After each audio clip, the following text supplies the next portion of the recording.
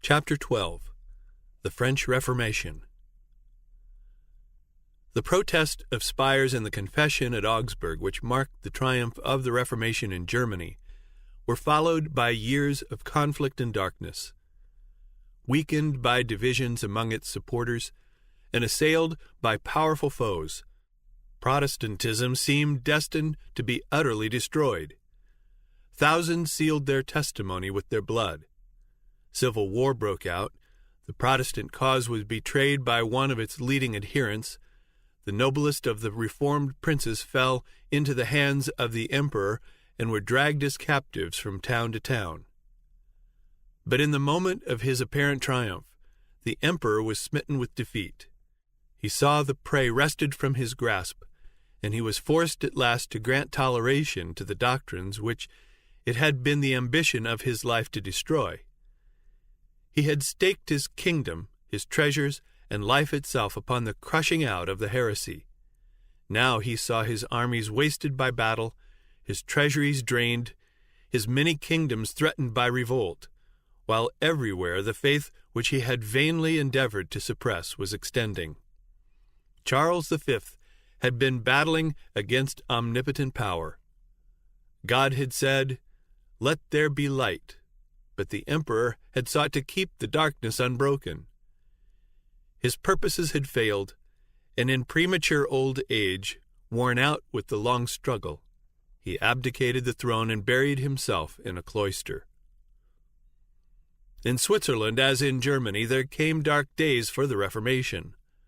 While many cantons accepted the Reformed faith, others clung with blind persistence to the creed of Rome. Their persecution of those who desired to receive the truth finally gave rise to civil war. Zwingli and many who had united with him in reform fell on the bloody field of Kappel. Oecolampadius, overcome by these terrible disasters, soon after died. Rome was triumphant, and in many places seemed about to recover all that she had lost. But he whose counsels are from everlasting had not forsaken his cause or his people. His hand would bring deliverance for them. In other lands he had raised up laborers to carry forward the reform. In France, before the name of Luther had been heard as a reformer, the day had already begun to break. One of the first to catch the light was the aged Lefebvre, a man of extensive learning, a professor in the University of Paris, and a sincere and zealous papist. In his researches into ancient literature, his attention was directed to the Bible, and he introduced its study among his students. Lefebvre was an enthusiastic adorer of the saints, and he had undertaken to prepare a history of the saints and martyrs as given in the legends of the Church.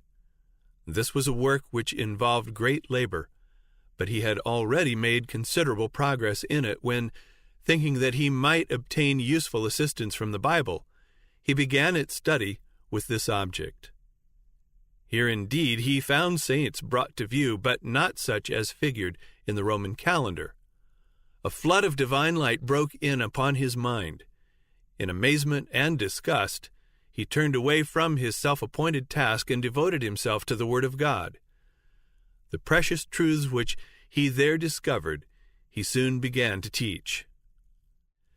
In 1512, before either Luther or Zwingli had begun the work of reform, Lefebvre wrote, quote, "It is God who gives us, by faith, that righteousness which by grace alone justifies to eternal life." Close quote. Wiley, Book 13, Chapter 1. Dwelling upon the mysteries of redemption, he exclaimed, quote, "Oh, the unspeakable greatness of that exchange! The sinless one is condemned, and he who is guilty goes free. The blessing bears the curse, and the cursed is brought into blessing. The life dies, and the dead live. The glory is overwhelmed in darkness, and he who knew nothing but confusion of faith is clothed with glory." Close quote.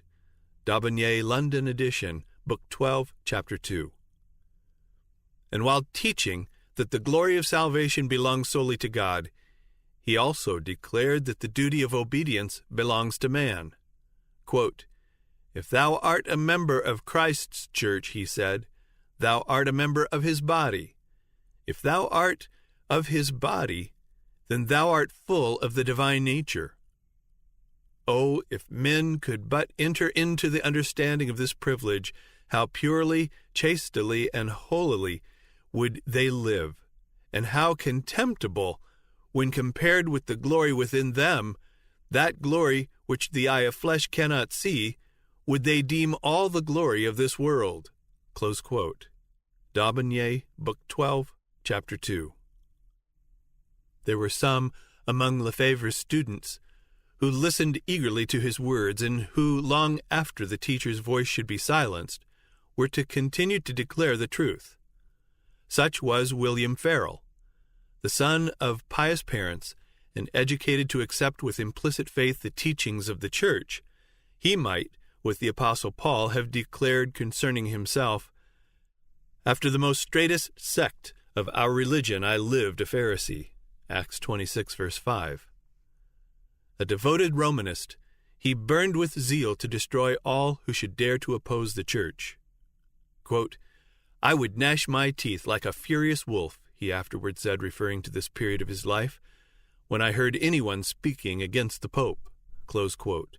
Wiley, Book 13, Chapter 2. He had been untiring in his adoration of the saints. In company with Lefebvre, making the round of the churches of Paris, worshipping at the altars, and adorning with gifts the holy shrines. But these observances could not bring peace of soul. Conviction of sin fastened upon him, which all the acts of penance that he practiced failed to banish. As to a voice from heaven, he listened to the Reformer's words, quote, "Salvation is of grace. The innocent one is condemned, and the criminal is acquitted. It is the cross of Christ alone that openeth the gates of heaven, and shutteth the gates of hell." Close quote. Wiley, Book 13, Chapter 2. Farel joyfully accepted the truth. By a conversation like that of Paul, he turned from the bondage of tradition to the liberty of the sons of God. Quote, "Instead of the murderous heart of a ravening wolf, he came back," he says, "quietly, like a meek and harmless lamb, having his heart entirely withdrawn from the Pope and given to Jesus Christ." Close quote. D'Aubigné, Book 12, Chapter 3. While Lefebvre continued to spread the light among his students, Farel, as zealous in the cause of Christ as he had been in that of the Pope, went forth to declare the truth in public. A dignitary of the Church, the Bishop of Meaux, soon after united with them. Other teachers who ranked high for their ability and learning joined in proclaiming the gospel, and it won adherents among all classes, from the homes of artisans and peasants to the palace of the king. The sister of Francis I, then the reigning monarch, accepted the Reformed faith. The king himself and the queen mother appeared for a time to regard it with favor, and with high hopes the Reformers looked forward to the time when France should be won to the gospel. But their hopes were not to be realized. Trial and persecution awaited the disciples of Christ. This, however, was mercifully veiled from their eyes. A time of peace intervened, that they might gain strength to meet the tempest, and the Reformation made rapid progress. The Bishop of Meaux labored zealously in his own diocese to instruct both the clergy and the people. Ignorant and immoral priests were removed, and so far as possible replaced by men of learning and piety. The bishop greatly desired that his people might have access to the Word of God for themselves, and this was soon accomplished. Lefebvre undertook the translation of the New Testament, and at the very time when Luther's German Bible was issuing from the press in Wittenberg, the French New Testament was published at Meaux. The bishop spared no labor or expense to circulate it in his parishes, and soon the peasants of Meaux were in possession of the Holy Scriptures. As travelers perishing from thirst welcome with joy a living water spring, so did these souls receive the message of heaven. The laborers in the field, the artisans in the workshop, cheered their daily toil by talking of the precious truths of the Bible. At evening, instead of resorting to the wine shops, they assembled in one another's homes to read God's word and join in prayer and praise. A great change was soon manifest in these communities. Though belonging to the humblest class, an unlearned and hard-working peasantry, the reforming, uplifting power of divine grace was seen in their lives. Humble, loving, and holy, they stood as witnesses to what the gospel will accomplish for those who receive it in sincerity. The light kindled at Meaux shed its beams afar. Every day the number of converts was increasing. The rage of the hierarchy was for a time held in check by the king, who despised the narrow bigotry of the monks, but the papal leaders finally prevailed. Now the stake was set up.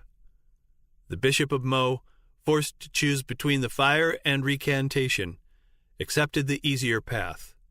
But notwithstanding the leader's fall, his flock remained steadfast. Many witnessed for the truth amid the flames.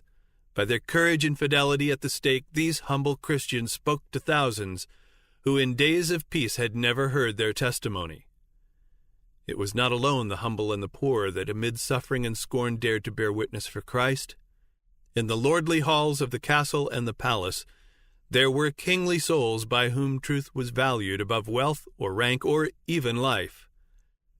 Kingly armor concealed a loftier and more steadfast spirit than did the bishop's robe and mitre. Louis de Bourquin was of noble birth. A brave and courtly knight, he was devoted to study, polished in manners, and of blameless morals. He was, says a writer, a great follower of the papistical constitutions and a great hearer of masses and sermons, and he crowned all his other virtues by holding Lutheranism in special abhorrence. But like so many others, providentially guided to the Bible, he was amazed to find there, quote, not the doctrines of Rome, but the doctrines of Luther, close quote. Wiley, Book 13, Chapter 9. Henceforth he gave himself with entire devotion to the cause of the gospel. The most learned of the nobles of France, his genius and eloquence, his indomitable courage and heroic zeal, and his influence at court, for he was a favorite with the king, caused him to be regarded by many as one destined to be the reformer of his country. Said Beza, quote, Bourquin would have been a second Luther, had he found in Francis I a second elector. Close quote. Quote, he is worse than Luther, close quote, cried the papists. Wiley, Book 13, Chapter 9. More dreaded he was indeed by the Romanists of France. They thrust him into prison as a heretic, but he was set at liberty by the king. For years the struggle continued. Francis, wavering between Rome and the Reformation, alternately tolerated and restrained the fierce zeal of the monks. Bourquin was 3 times imprisoned by the papal authorities, only to be released by the monarch who, in admiration of his genius and his nobility of character, refused to sacrifice him to the malice of the hierarchy. Bourquin was repeatedly warned of the danger that threatened him in France, and urged to follow the steps of those who had found safety in voluntary exile.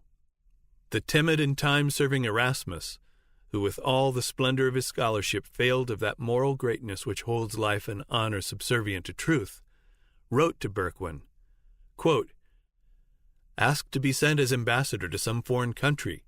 Go and travel in Germany. You know Beda and such as he is a 1,000-headed monster, darting venom on every side.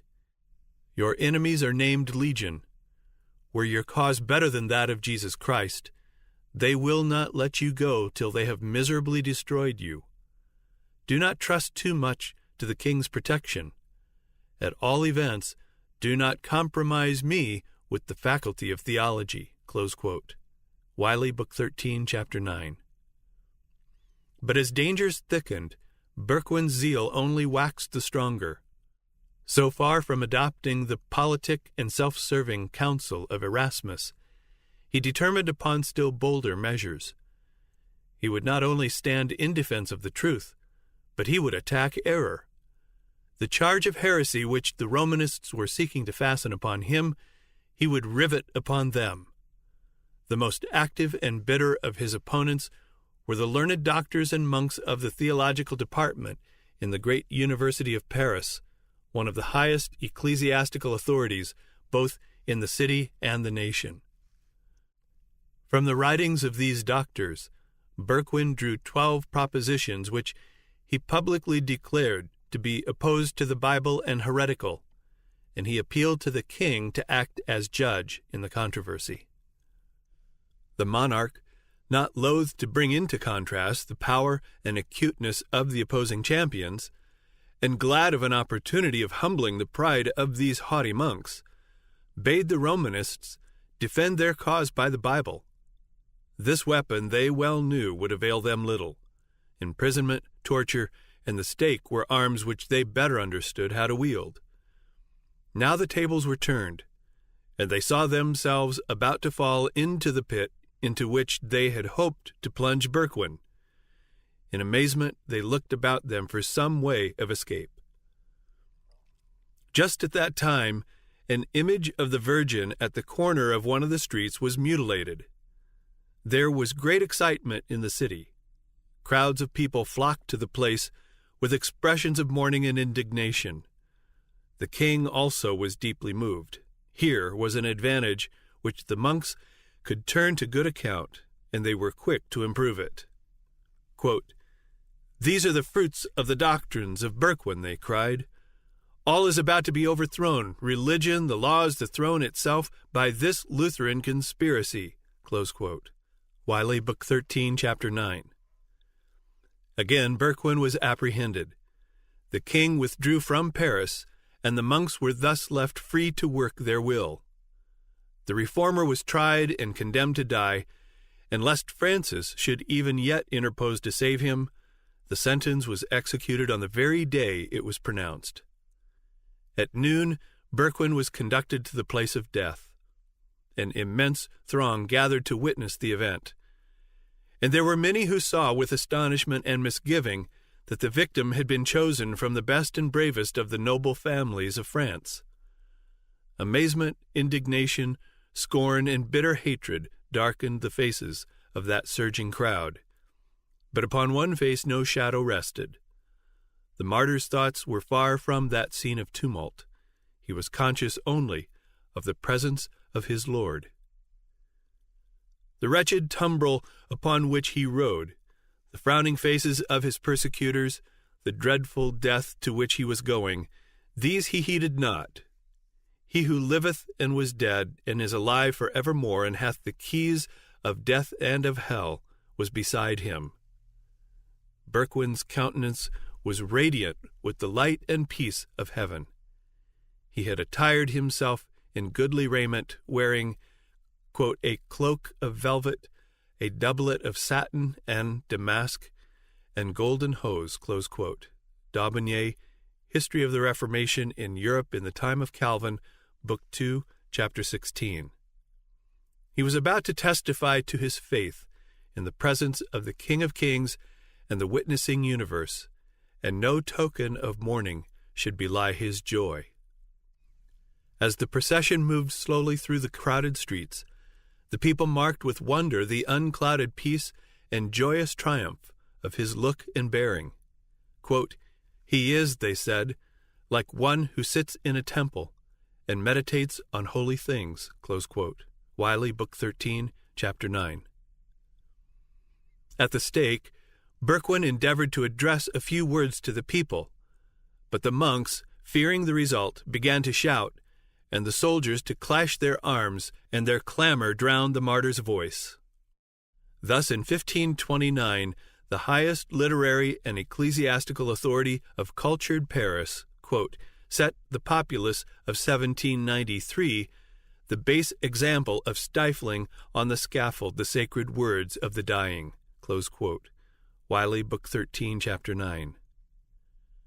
Berquin was strangled, and his body was consumed in the flames.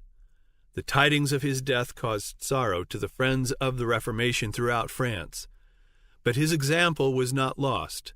Quote, "We too are ready," said the witnesses for the truth, "to meet death cheerfully, setting our eyes on the life that is to come." Close quote. D'Aubigné, History of the Reformation in Europe in the Time of Calvin, Book 2, Chapter 16. During the persecution of Meaux, the teachers of the Reformed faith were deprived of their license to preach, and they departed to other fields. Lefebvre, after a time, made his way to Germany. Farel returned to his native town in eastern France to spread the light in the home of his childhood. Already tidings had been received of what was going on at Meaux, and the truth, which he taught with fearless zeal, found listeners. Soon the authorities were roused to silence him, and he was banished from the city. Though he could no longer labor publicly, he traversed the plains and villages, teaching in private dwellings and in secluded meadows, and finding shelter in the forests and among the rocky caverns which had been his haunts in boyhood. God was preparing him for greater trials. Quote, "The crosses, persecutions, and machinations of Satan, of which I was forewarned, have not been wanting," he said. "They are even much severer than I could have borne of myself. But God is my Father. He has provided and always will provide me the strength which I require." Close quote. D'Aubigné, History of the Reformation of the 16th Century, Book 12, Chapter 9. As in apostolic days, persecution had fallen out rather unto the furtherance of the gospel. Philippians 1, verse 12. Driven from Paris and Meaux, they that were scattered abroad went everywhere preaching the word. Acts 8, verse 4. And thus the light found its way into many of the remote provinces of France. God was still preparing workers to extend his cause. In one of the schools of Paris was a thoughtful, quiet youth already giving evidence of a powerful and penetrating mind, and no less marked for the blamelessness of his life than for intellectual ardor and religious devotion. His genius and application soon made him the pride of the college, and it was confidently anticipated that John Calvin would become one of the ablest and most honored defenders of the Church. But a ray of divine light penetrated even within the walls of scholasticism and superstition by which Calvin was enclosed. He heard of the new doctrines with a shudder, nothing doubting that the heretics deserved the fire to which they were given. Yet all unwittingly, he was brought face to face with the heresy and forced to test the power of Romish theology to combat the Protestant teaching. A cousin of Calvin's, who had joined the Reformers, was in Paris. The two kinsmen often met and discussed together the matters that were disturbing Christendom. Quote, "There are but two religions in the world," said Olivetan, the Protestant. "The one class of religions are those which men have invented, in all of which man saves himself by ceremonies and good works. The other is that one religion which is revealed in the Bible, and which teaches man to look for salvation solely from the free grace of God." "I will have none of your new doctrines," exclaimed Calvin. "Think you that I have lived in error all my days?" Close quote. Wiley, Book 13, Chapter 7. But thoughts had been awakened in his mind which he could not banish at will. Alone in his chamber he pondered upon his cousin's words. Conviction of sin fastened upon him. He saw himself without an intercessor, in the presence of a holy and just judge. The mediation of saints, good works, the ceremonies of the Church, all were powerless to atone for sin. He could see before him nothing but the blackness of eternal despair. In vain the doctors of the Church endeavored to relieve his woe. Confession, penance, were resorted to in vain. They could not reconcile the soul with God. While still engaged in these fruitless struggles, Calvin, chancing one day to visit one of the public squares, witnessed there the burning of a heretic. He was filled with wonder at the expression of peace which rested upon the martyr's countenance.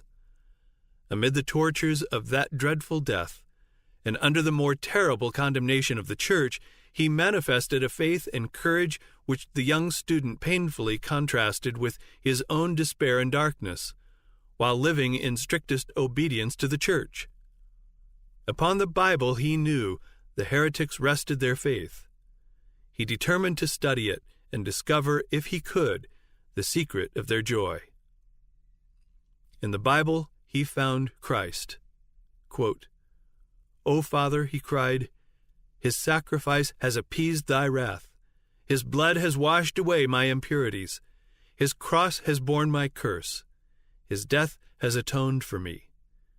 We had devised for ourselves many useless follies, but thou hast placed thy word before me like a torch, and thou hast touched my heart in order that I may hold in abomination all other merits save those of Jesus." Close quote.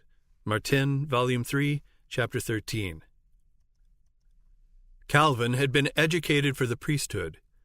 When only 12 years of age, he had been appointed to the chaplaincy of a small church, and his head had been shorn by the bishop in accordance with the canon of the church.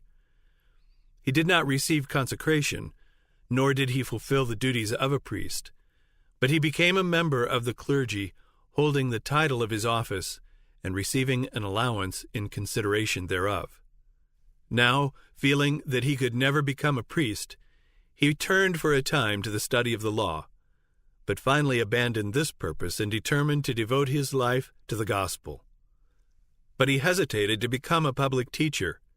He was naturally timid and was burdened with a sense of the weighty responsibility of the position, and he desired still to devote himself to study. The earnest entreaties of his friends, however, at last won his consent. Quote, "Wonderful it is," he said, "that one of so lowly an origin should be exalted to so great a dignity." Close quote. Wiley, Book 13, Chapter 9.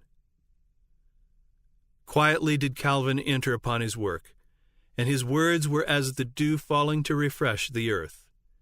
He had left Paris and was now in a provincial town under the protection of the Princess Margaret, who, loving the gospel, extended her protection to its disciples.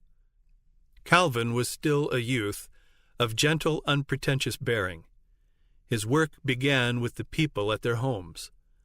Surrounded by the members of the household, he read the Bible and opened the truths of salvation.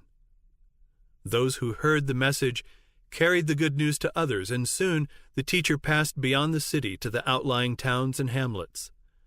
To both the castle and the cabin he found entrance, and he went forward, laying the foundation of churches that were to yield fearless witnesses for the truth. A few months, and he was again in Paris. There was unwonted agitation in the circle of learned men and scholars. The study of the ancient languages had led men to the Bible, and many whose hearts were untouched by its truths were eagerly discussing them and even giving battle to the champions of Romanism. Calvin, though an able combatant in the fields of theological controversy, had a higher mission to accomplish than that of these noisy schoolmen. The minds of men were stirred, and now was the time to open to them the truth. While the halls of the universities were filled with the clamor of theological disputation, Calvin was making his way from house to house, opening the Bible to the people and speaking to them of Christ and Him crucified. In God's providence, Paris was to receive another invitation to accept the gospel. The call of Lefebvre and Farel had been rejected, but again the message was to be heard by all classes in that great capital. The king, influenced by political considerations, had not yet fully sided with Rome against the Reformation. Margaret still clung to the hope that Protestantism was to triumph in France. She resolved that the Reformed faith should be preached in Paris. During the absence of the king, she ordered a Protestant minister to preach in the churches of the city. This being forbidden by the papal dignitaries, the princess threw open the palace. An apartment was fitted up as a chapel, and it was announced that every day at a specified hour a sermon would be preached, and the people of every rank and station were invited to attend. Crowds flocked to the service. Not only the chapel, but the antechambers and halls were thronged. Thousands every day assembled, nobles, statesmen, lawyers, merchants, and artisans. The king, instead of forbidding the assemblies, ordered that 2 of the churches of Paris should be opened. Never before had the city been so moved by the word of God. The spirit of life from heaven seemed to be breathed upon the people. Temperance, purity, order, and industry were taking the place of drunkenness, licentiousness, strife, and idleness. But the hierarchy were not idle. The king still refused to interfere to stop the preaching, and they turned to the populace. No means were spared to excite the fears, the prejudices, and the fanaticism of the ignorant and superstitious multitude. Yielding blindly to her false teachers, Paris, like Jerusalem of old, knew not the time of her visitation, nor the things which belonged unto her peace. For 2 years the word of God was preached in the capital, but while there were many who accepted the gospel, the majority of the people rejected it. Francis had made a show of toleration merely to serve his own purposes, and the papists succeeded in regaining the ascendancy. Again, the churches were closed, and the stake was set up. Calvin was still in Paris, preparing himself by study, meditation, and prayer for his future labors, and continuing to spread the light. At last, however, suspicion fastened upon him. The authorities determined to bring him to the flames. Regarding himself as secure in his seclusion, he had no thought of danger when friends came hurrying to his room with the news that officers were on their way to arrest him. At that instant, a loud knocking was heard at the outer entrance. There was not a moment to be lost. Some of his friends detained the officers at the door, while others assisted the reformer to let himself down from a window, and he rapidly made his way to the outskirts of the city. Finding shelter in the cottage of a laborer who was a friend to the reform, he disguised himself in the garments of his host, and shouldering a hoe, started on his journey. Traveling southward, he again found refuge in the dominions of Margaret. In parentheses it says, see Daubigné, History of the Reformation in Europe in the Time of Calvin, Book 2, Chapter 30. Here for a few months he remained safe under the protection of powerful friends and engaged as before in study. But his heart was set upon the evangelization of France, and he could not long remain inactive. As soon as the storm had somewhat abated, he sought a new field of labor in Poitiers, where was a university and where already the new opinions had found favor. Persons of all classes gladly listened to the gospel. There was no public preaching, but in the home of the chief magistrate, in his own lodgings, and sometimes in a public garden, Calvin opened the words of eternal life to those who desired to listen. After a time, as the number of hearers increased, it was thought safer to assemble outside the city. A cave in the side of a deep and narrow gorge, where trees and overhanging rocks made the seclusion still more complete, was chosen as the place of meeting. Little companies, leaving the city by different routes, found their way hither. In this retired spot the Bible was read aloud and explained. Here the Lord's Supper was celebrated for the first time by the Protestants of France. From this little church, several faithful evangelists were sent out. Once more Calvin returned to Paris. He could not even yet relinquish the hope that France, as a nation, would accept the Reformation. But he found almost every door of labor closed. To teach the gospel was to take the direct road to the stake, and he at last determined to depart to Germany. Scarcely had he left France when a storm burst over the Protestants that, had he remained, must surely have involved him in the general ruin. The French reformers, eager to see their country keeping pace with Germany and Switzerland, determined to strike a bold blow against the superstitions of Rome that should arouse the whole nation. Accordingly, placards attacking the Mass were in one night posted all over France. Instead of advancing the reform, this zealous but ill-judged movement brought ruin, not only upon its propagators, but upon the friends of the Reformed faith throughout France. It gave the Romanists what they had long desired, a pretext for demanding the utter destruction of the heretics as agitators dangerous to the stability of the throne and the peace of the nation. By some secret hand, whether of indiscreet friend or wily foe was never known, one of the placards was attached to the door of the king's private chamber. The monarch was filled with horror. In this paper, superstitions that had received the veneration of ages were attacked with an unsparing hand, and the unexampled boldness of obtruding these plain and startling utterances into the royal presence aroused the wrath of the king. In his amazement, he stood for a little time trembling and speechless. Then his rage found utterance in the terrible words, quote, "Let all be seized without distinction who are suspected of Lutheracy. I will exterminate them all." Close quote. D'Aubigné, Book 4, Chapter 10. The die was cast. The king had determined to throw himself fully on the side of Rome. Measures were at once taken for the arrest of every Lutheran in Paris.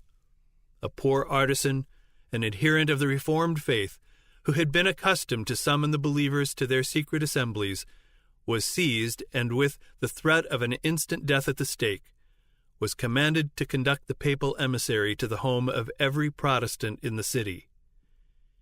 He shrank in horror from the base proposal, but at last fear of the flames prevailed, and he consented to become the betrayer of his brethren. Preceded by the host, and surrounded by a train of priests, incense-bearers, monks, and soldiers, Morin, the royal detective, with the traitor, slowly and silently passed through the streets of the city. The demonstration was ostensibly in honor of the Holy Sacrament, an act of expiation for the insult put upon the Mass by the protesters.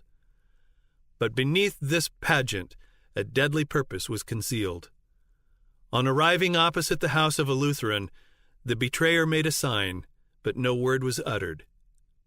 The procession halted, the house was entered, the family were dragged forth and chained, and the terrible company went forward in search of fresh victims.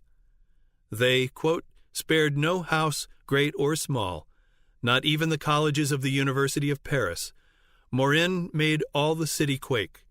It was a reign of terror, close quote. D'Aubigné, Book 4, Chapter 10.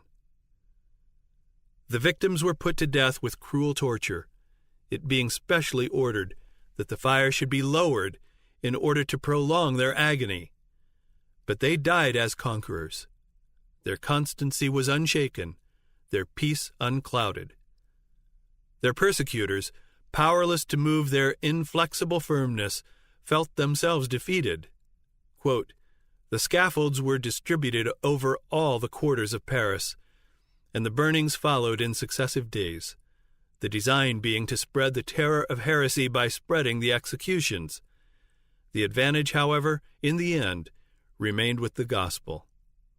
All Paris was enabled to see what kind of men the new opinions could produce. There was no pulpit like the martyr's pile. The serene joy that lighted up the faces of these men as they passed along to the place of execution, their heroism as they stood amid the bitter flames, their meek forgiveness of injuries, transformed, in instances not a few, anger into pity, and hate into love, and pleaded with the resistless eloquence in behalf of the gospel." Close quote. Wiley, Book 13, Chapter 20. The priests, bent upon keeping the popular fury at its height, circulated the most terrible accusations against the Protestants. They were charged with plotting to massacre the Catholics, to overthrow the government, and to murder the king. Not a shadow of evidence could be produced in support of the allegations. Yet these prophecies of evil were to have a fulfillment. Under far different circumstances, however, and from causes of an opposite character. The cruelties that were inflicted upon the innocent Protestants by the Catholics accumulated in a weight of retribution, and in after centuries wrought the very doom they had predicted to be impending upon the king, his government, and his subjects. But it was brought about by infidels and by the papists themselves. It was not the establishment, but the suppression of Protestantism that 300 years later was to bring upon France these dire calamities. Suspicion, distrust, and terror now pervaded all classes of society. Amid the general alarm, it was seen how deep a hold the Lutheran teaching had gained upon the minds of men who stood highest for education, influence, and excellence of character. Positions of trust and honor were suddenly found vacant. Artisans, printers, scholars, professors in the universities, authors, and even courtiers disappeared. Hundreds fled from Paris, self-constituted exiles from their native land, in many cases thus giving the first intimation that they favored the Reformed faith. The papists looked about them in amazement at thought of the unsuspected heretics that had been tolerated among them. Their rage spent itself upon the multitudes of humbler victims who were within their power. The prisons were crowded, and the very air seemed darkened with the smoke of burning piles, kindled for the confessors of the gospel. Francis I had gloried in being a leader in the great movement for the revival of learning, which marked the opening of the 16th century. He had delighted to gather at his court men of letters from every country. To his love of learning and his contempt for the ignorance and superstition of the monks was due, in part at least, the degree of toleration that had been granted to the reform. But, inspired with zeal to stamp out heresy, this patron of learning issued an edict declaring printing abolished all over France. Francis I presents one among the many examples on record showing that intellectual culture is not a safeguard against religious intolerance and persecution.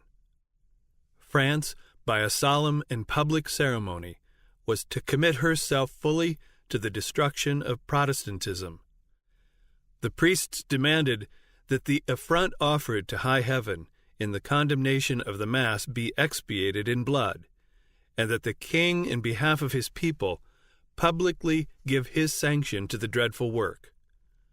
The 21st of January 1535 was fixed upon for the awful ceremonial.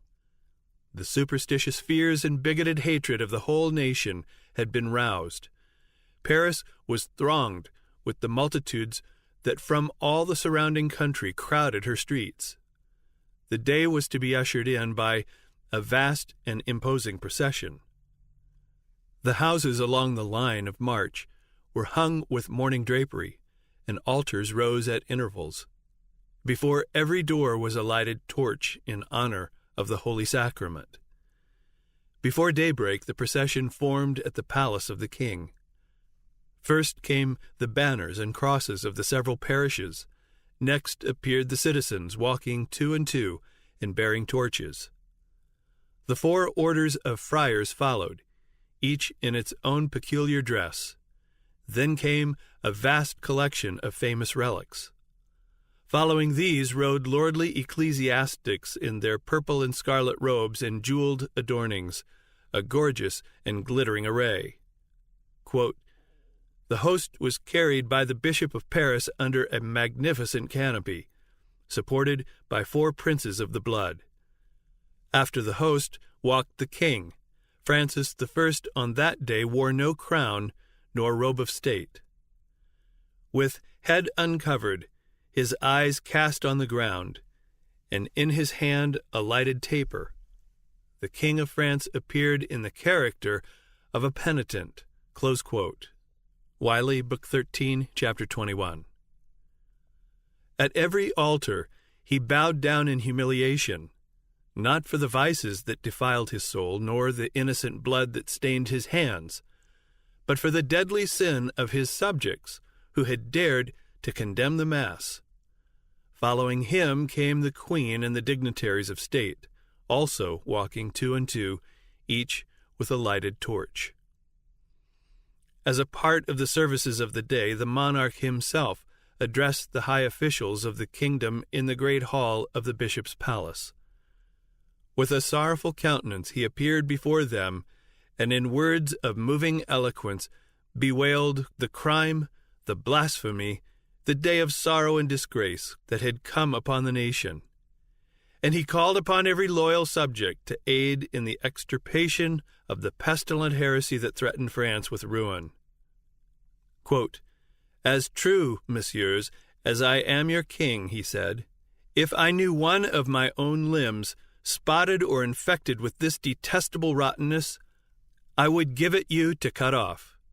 And further, if I saw one of my children defiled by it, I would not spare him.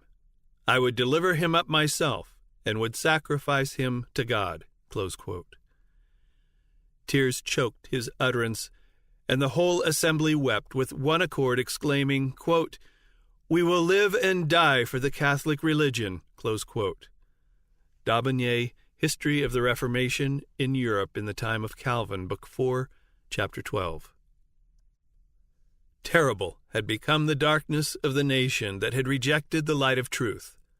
The grace that bringeth salvation had appeared, but France, after beholding its power and holiness, after thousands had been drawn by its divine beauty, after cities and hamlets had been illuminated by its radiance, had turned away, choosing darkness rather than light. They had put from them the heavenly gift when it was offered them. They had called evil good, and good evil, till they had fallen victims to their willful self-deception. Now, though they might actually believe that they were doing God service in persecuting his people, yet their sincerity did not render them guiltless.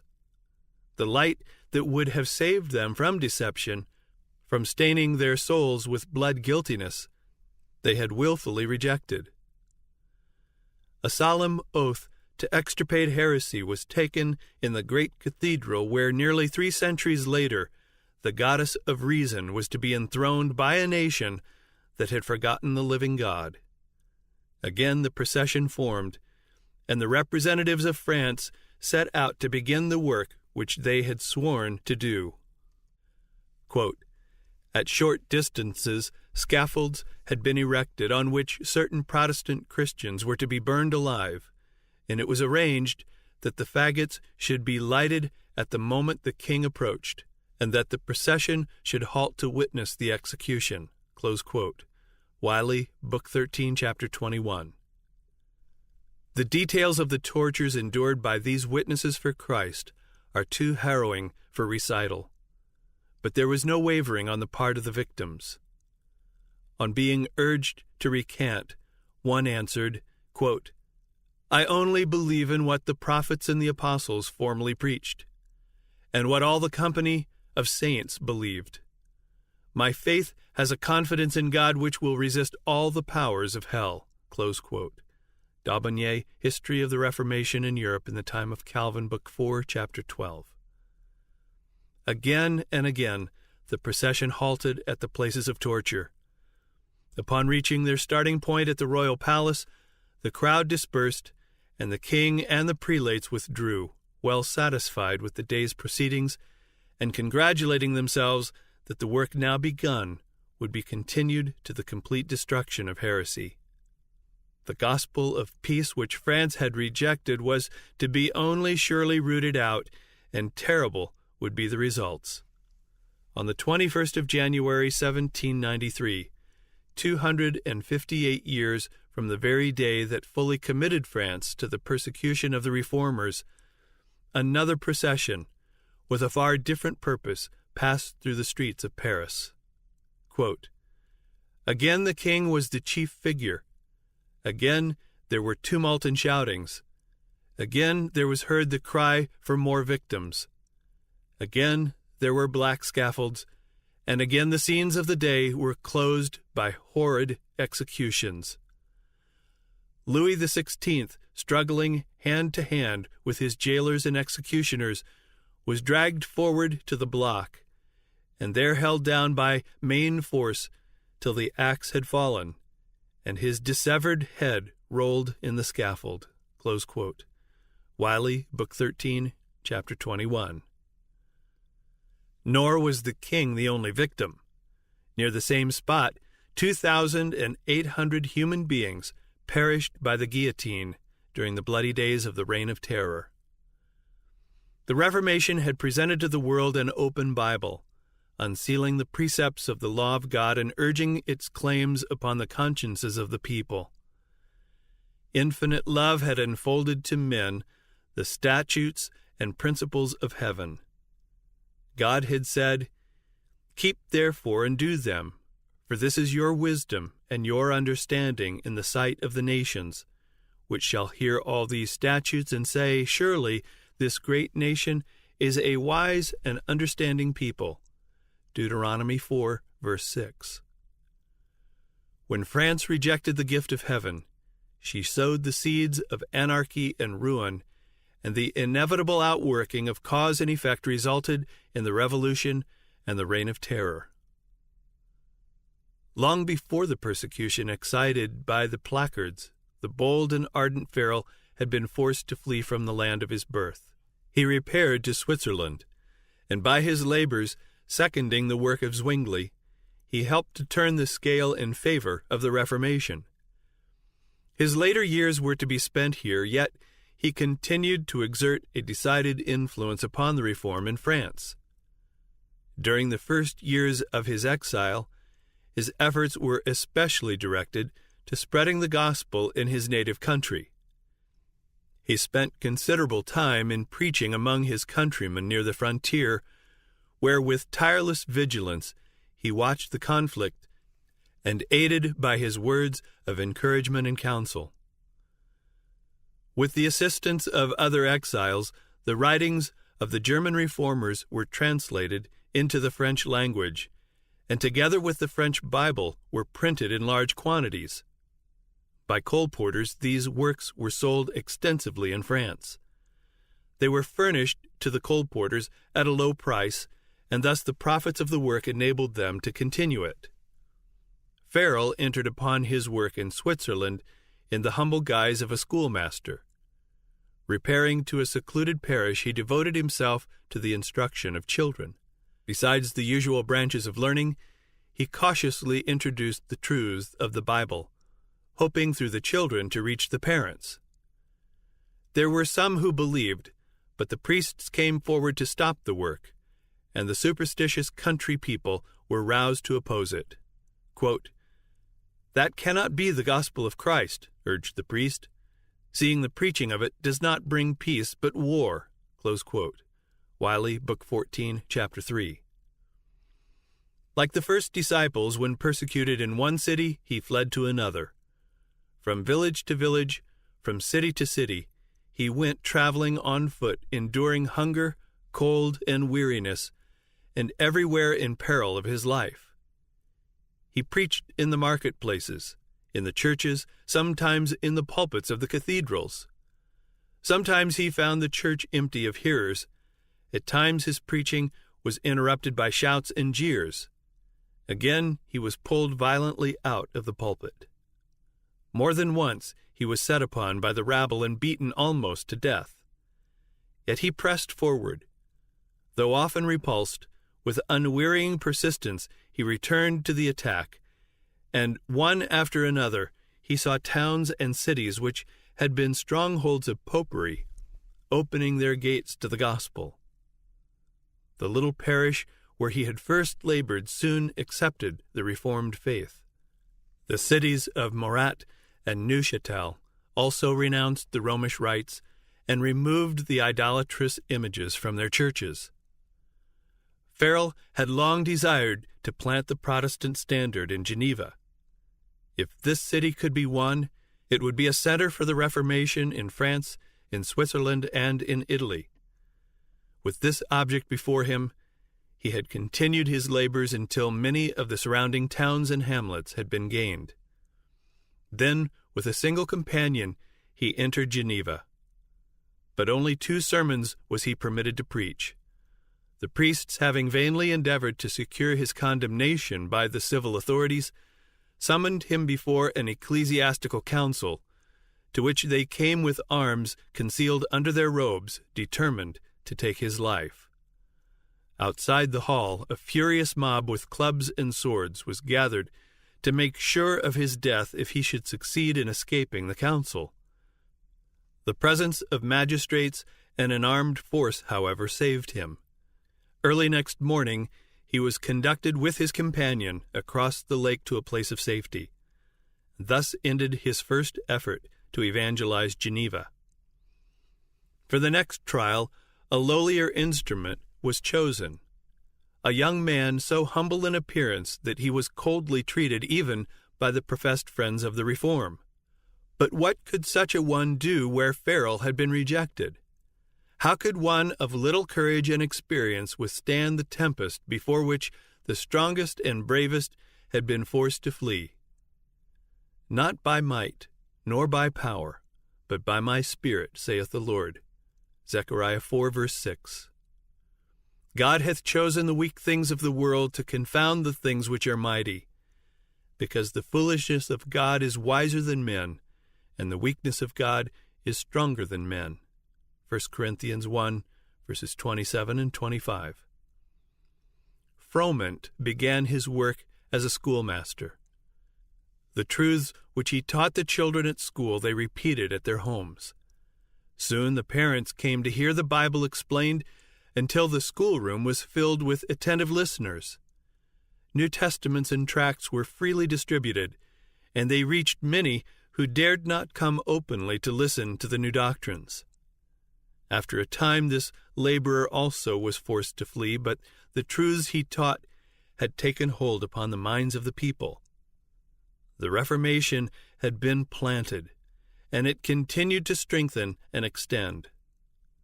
The preachers returned, and through their labors, the Protestant worship was finally established in Geneva. The city had already declared for the Reformation when Calvin, after various wanderings and vicissitudes, entered its gates. Returning from a last visit to his birthplace, he was on his way to Basel when, finding the direct road occupied by the armies of Charles V, he was forced to take the circuitous route by Geneva. In this visit, Farel recognized the hand of God. Though Geneva had accepted the Reformed faith, yet a great work remained to be accomplished here. It is not as communities, but as individuals that men are converted to God. The work of regeneration must be wrought in the heart and conscience by the power of the Holy Spirit, not by the decrees of councils. While the people of Geneva had cast off the authority of Rome, they were not so ready to renounce the vices that had flourished under her rule. To establish here the pure principles of the gospel and to prepare this people to fill worthily the position to which Providence seemed calling them were not light tasks. Farel was confident that he had found in Calvin one whom he could unite with himself in this work. In the name of God, he solemnly adjured the young evangelist to remain and labor here. Calvin drew back in alarm. Timid and peace-loving, he shrank from contact with the bold, independent, and even violent spirit of the Genevese. The feebleness of his health, together with his studious habits, led him to seek retirement. Believing that by his pen he could best serve the cause of reform, he desired to find a quiet retreat for study, and there, through the press, instruct and build up the churches. But Farel's solemn admonition came to him as a call from heaven, and he dared not refuse. It seemed to him, he said, quote, that the hand of God was stretched down from heaven, that it lay hold of him and fixed him irrevocably to the place he was so impatient to leave. Close quote. D'Aubigné, History of the Reformation in Europe in the Time of Calvin, Book 9, Chapter 17. At this time great perils surrounded the Protestant cause. The anathemas of the Pope thundered against Geneva, and mighty nations threatened it with destruction. How was this little city to resist the powerful hierarchy that had so often forced kings and emperors to submission? How could it stand against the armies of the world's great conquerors? Throughout Christendom, Protestantism was menaced by formidable foes. The first triumphs of the Reformation past, Rome summoned new forces, hoping to accomplish its destruction.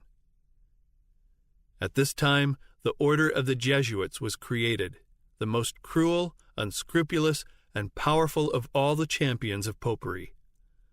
Cut off from earthly ties and human interests, dead to the claims of natural affection, reason and conscience wholly silenced, they knew no rule, no tie but that of their order, and no duty but to extend its power.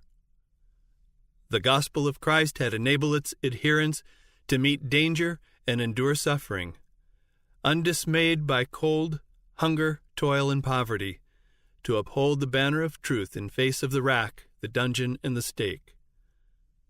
To combat these forces, Jesuitism inspired its followers with a fanaticism that enabled them to endure like dangers, and to oppose to the power of truth all the weapons of deception.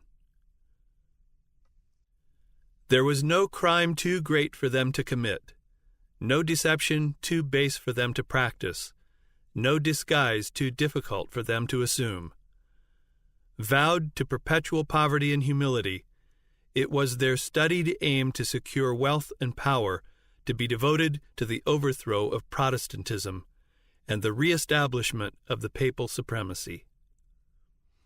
When appearing as members of their order, they wore a garb of sanctity, visiting prisons and hospitals, ministering to the sick and the poor, professing to have renounced the world and bearing the sacred name of Jesus, who went about doing good.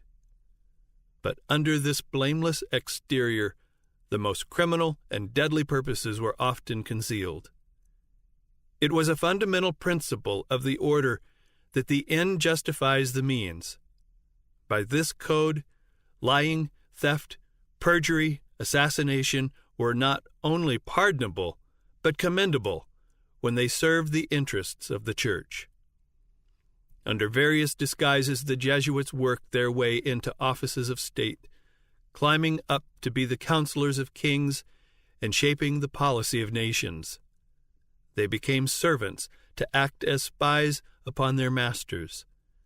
They established colleges for the sons of princes and nobles, and schools for the common people, and the children of Protestant parents were drawn into an observance of popish rites. All the outward pomp and display of the Romish worship was brought to bear to confuse the mind and dazzle and captivate the imagination, and thus the liberty for which the fathers had toiled and bled was betrayed by the sons. The Jesuits rapidly spread themselves over Europe, and wherever they went, there followed a revival of popery. To give them greater power, a bull was issued re-establishing the Inquisition. Notwithstanding the general abhorrence with which it was regarded, even in Catholic countries, this terrible tribunal was again set up by popish rulers, and atrocities too terrible to bear the light of day were repeated in its secret dungeons. In many countries, thousands upon thousands of the very flower of the nation, the purest and noblest, the most intellectual and highly educated, pious and devoted pastors, industrious and patriotic citizens, brilliant scholars, talented artists, skillful artisans, were slain or forced to flee to other lands.